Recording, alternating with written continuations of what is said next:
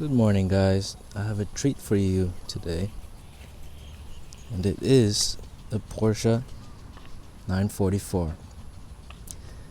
Ignore the S. It's not really a S. I think the previous owner he put it on. And also ignore the 16 valve logo. It's not a 16 valve. It's an early 2000. Brain fart.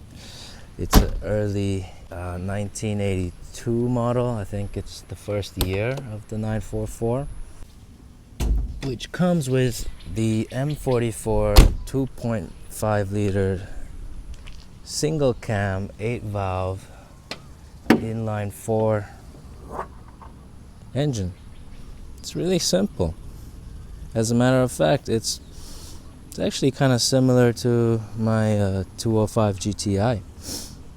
Same number of valves, same number of cylinders, both using the airflow meter. It's the one with the flappy door.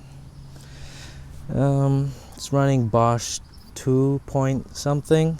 One thing to note though, it actually has 2 NOx sensors, which I did not expect according to my research. Checking the fluids yesterday, I noticed something that's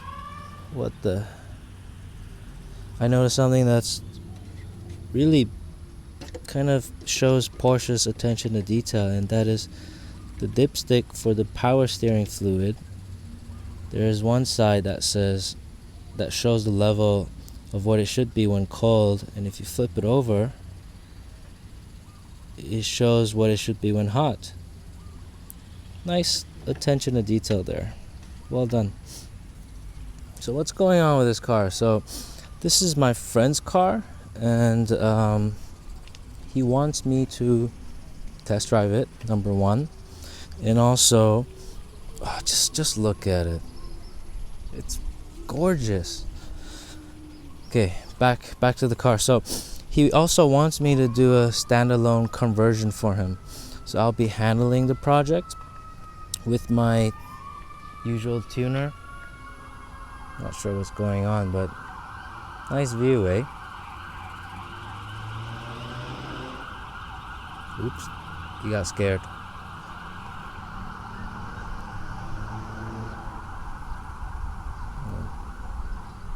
Something's going on. What I think I'll do is I'll make probably 2 or 3 videos of this car. The first video is gonna be, of course, my first impressions.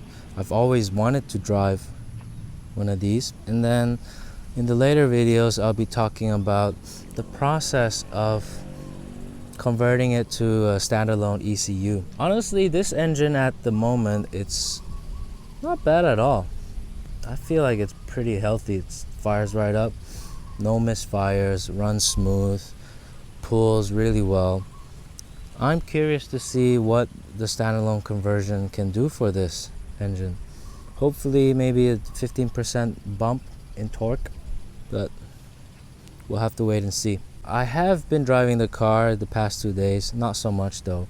A few things I did notice about this particular car are the brakes are actually disappointingly bad, but I think I figured out the reason why. It's because look here, look at this front right brake. It's barely working.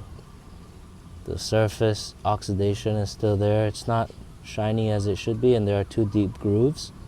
So I suspect probably there's 2 rocks stuck inside, preventing the brake pads from doing its work. The other brakes are okay though. You see, this one here is pretty shiny and nice, but I think he needs to overhaul it no matter what. The interior is not great. It's under restoration, so my friend is kind of a perfectionist with his cars, so he's gonna put it all back, and I believe this car will look much better in the near future.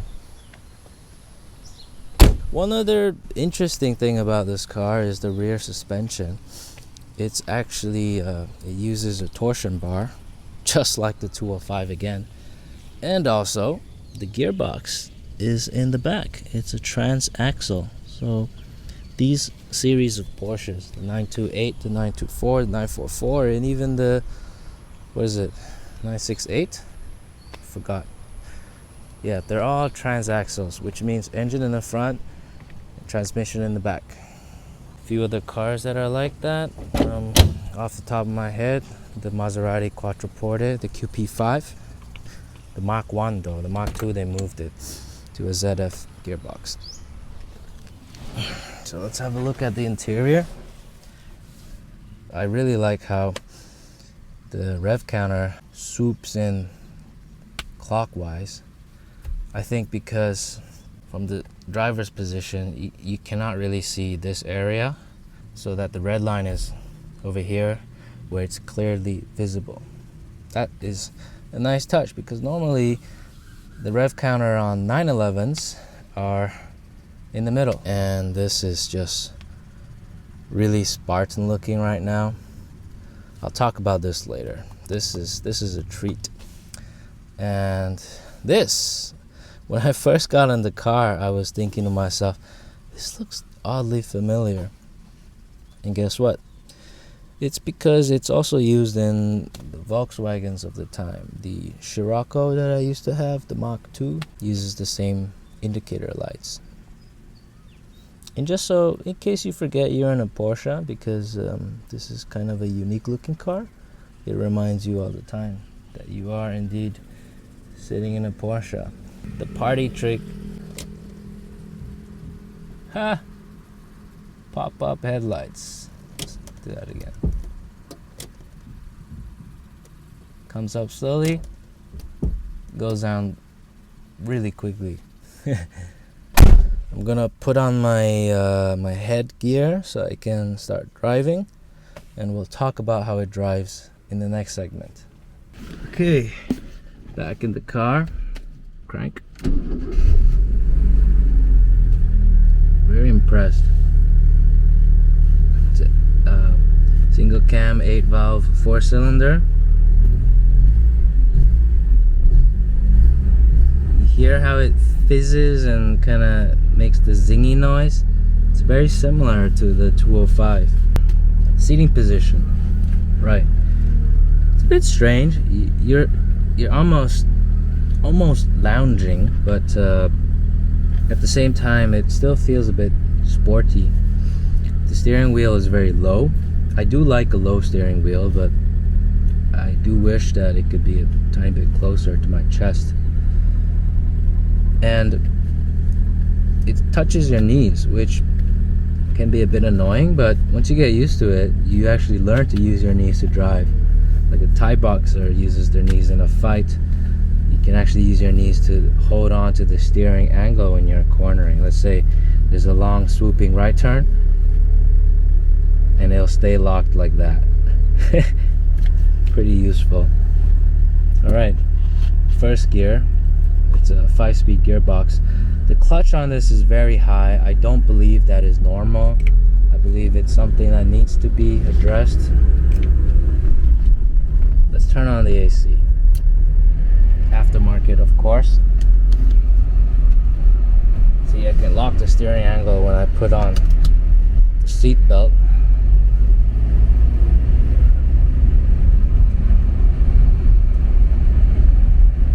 It's very civilized.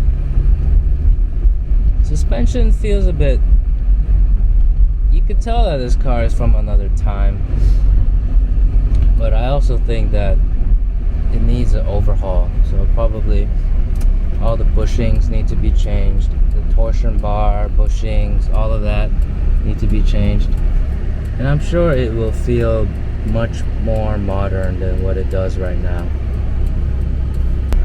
So the clutch is all the way near the top, which is not good. Makes it hard to rev match and shift smoothly. It's just hard to drive like this. But I don't think that this is Porsche's fault. I think this is a problem on this particular car, so I'm not gonna dwell on that point.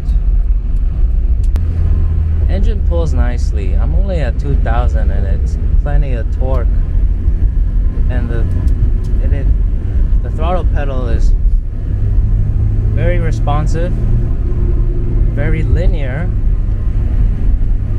extremely linear. There are no flat spots, which tells me the engine management is actually working really well. Normally when I do a standalone conversion, I do it because the car is not running right and I just can't be bothered to troubleshoot it, and it just makes sense. But on this car, I think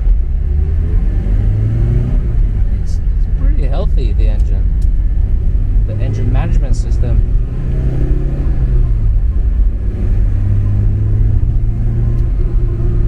This engine is torquey. I forget that sometimes I forget that it's a 2.5. Most 4-cylinders, you know, are 2-liter or less. That extra 500 cc's of displacement, it really adds character to this car. I think the valve clearances probably need some work. It's ticking away, but it's not too bad. Xantia, nice.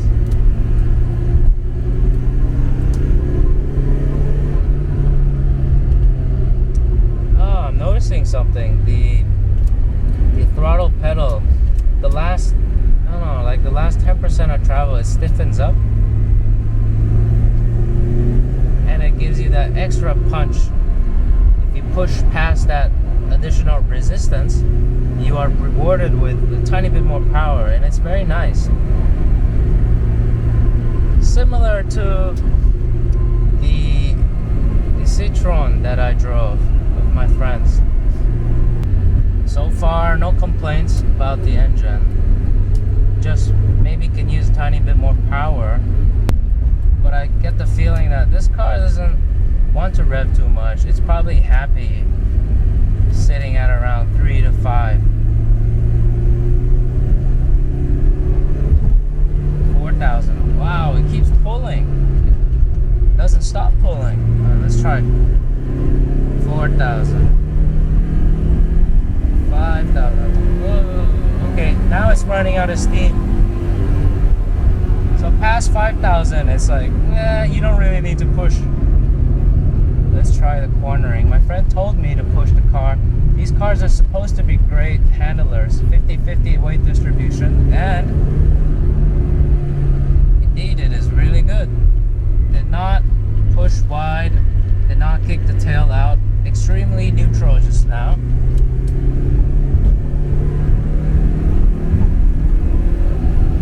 I feel like it's at its peak performance right before 5,000. That's when it starts to sing. And once you pass 5,000, it starts to drop. That's my guess. We'll find out soon enough when we put it on the dyno before doing the standalone conversion. The ECU that we'll be using will be Max ECU Street. Same one that I did on the 205 GTI. And we will be removing the airflow meter and using a throttle position sensor with a manifold air pressure sensor together. And we'll be running it on a closed loop system, so with an oxygen sensor. And then we will remove the distributor, and in place we will have a cam trigger so we know exactly the angle. Try the swooping left. Very neutral. I do wish the tail end would be a bit more lively. I mean, the tires on the back are very wide. Handle's great. I mean, this, I think with the new suspension, new brakes, it would be amazing on the track. The seats are not great. It's not really hugging me, so I'm having to use my elbow to brace myself in the corners.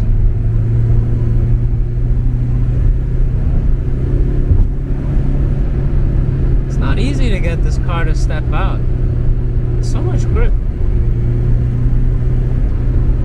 I can't drive too fast because I feel like it's running on 70% brakes.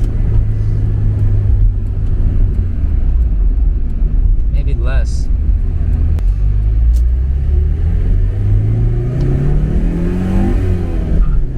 Second gear chirp.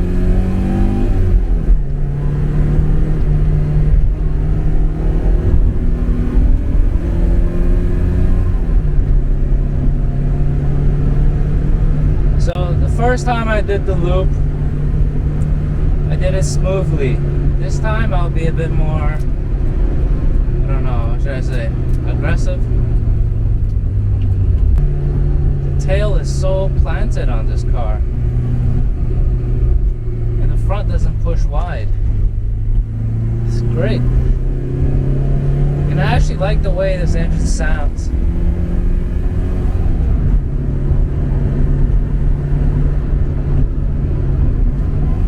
See? Hard to rev match.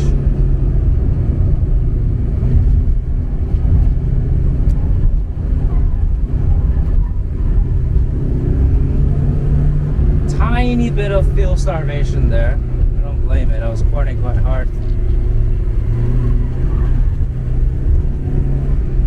The rear refuses to step out, which led to understeer.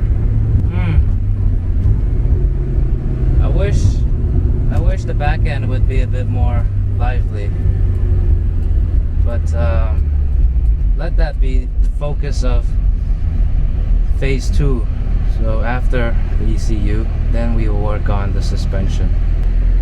Oil pressure gauge is not working, so it's always at 4. And the fuel sender also not working, so it's always full. Deceptive little car this is.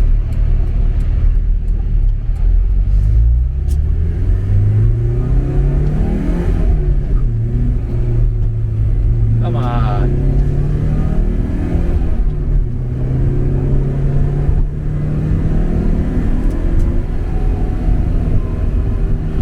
Should I try to provoke oversteer? Let's see. Very hard to provoke it. Alright. Let's respect the motorcyclists. I think that's enough. I don't need to push it that much. Not my car. I already got the feel. I did say I'm going to talk about the gear shift, so here goes. This is actually very, very nice. It's throbbing in your hands. You can feel the engine. It's just vibrating, and I really miss that because I have been driving my Civic Type R, and as renowned as the shifter on that car is, the great action, it has no feel. You don't feel any mechanical texture coming through it, but this is full of it. It's just throbbing. A throbbing stick. And the throws are actually very mechanical, much more than the Type R. Type R, it almost feels gamey, but it's so direct, so precise that you don't really complain about it. But this you know you are moving linkages, and there's a lot of weight to it. By weight, I don't really mean that throws are heavy, but there's a heft to it. You can feel this momentum. You feel like this thing is made of steel. It's very nice shifter.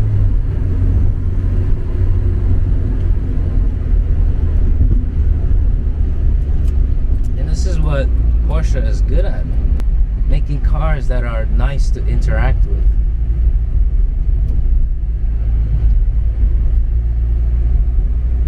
Steering is very nice, full of texture. I don't think this leather is original. It doesn't feel that nice to touch, but I'm sure the original one is much nicer than this.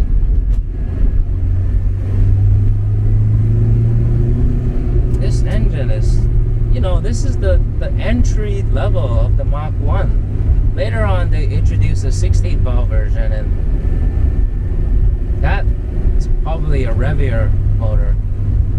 But I'm really liking it. Like, this engine in town with its good mid-range, it's great. And it's not too powerful, but you don't feel like it's too slow. My friend actually wants more power from this, which is why he's going with the standalone conversion first, but also mainly for reliability and troubleshooting. But he is thinking of putting a supercharger on this. I don't think he should. I think maybe new cams. Yeah, maybe new cams.